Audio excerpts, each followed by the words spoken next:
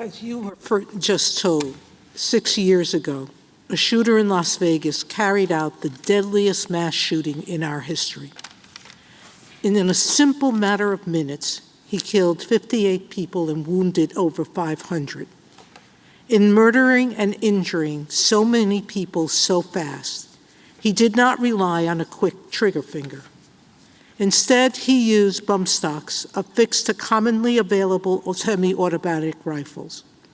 When he pulled the trigger and pressed forward on the gun's front grip, the bump stock harnessed the rifle's recoil energy to repeatedly bump his trigger finger, allowing what should have been a semi-automatic rifle to fire like an M16 machine gun. Just like in an M16, a bump stock-equipped semi-automatic rifle is a machine gun as defined under federal law. Congress defined a weapon as a machine gun when a shooter can use it to fire, quote, automatically more than one shot without manual reloading by a single function of the trigger.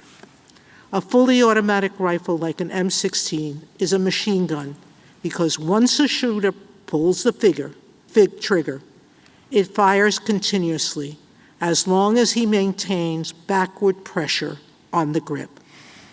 On the trigger. With a semi-automatic rifle, a shooter's pull of the trigger usually will fire only one shot.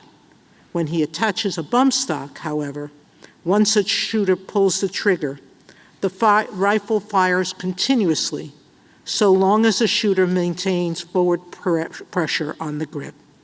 To a shooter, the human action required to trigger continuous fire on an M16 is simply not meaningfully greater than the human action required for continuous fire on a bump stock-equipped semi-automatic rifle.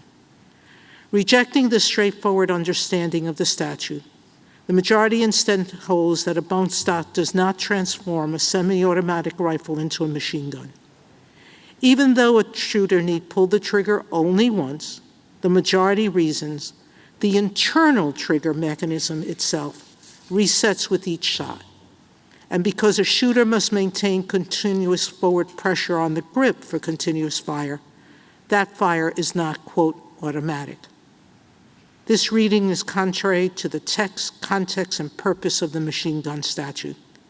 The ordinary understanding of the machine gun definition focuses on the human action required for continuous fire, not the internal reset of a trigger mechanism.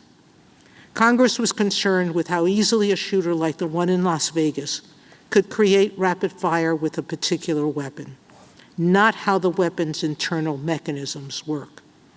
By maintaining a myopic view, focusing in on these mechanics, the majority puts machine guns back in civilian hands. As Justice Alito points out in his concurrence, Congress can still step in. It is deeply regrettable that the majority requires Congress to do so at all. Because I instead would follow the statute's ordinary understanding and that which common sense dictates, I would let the government keep bump stocks from shooters like the one in Las Vegas. I, with Justices Kagan and Jackson, respectfully dissent.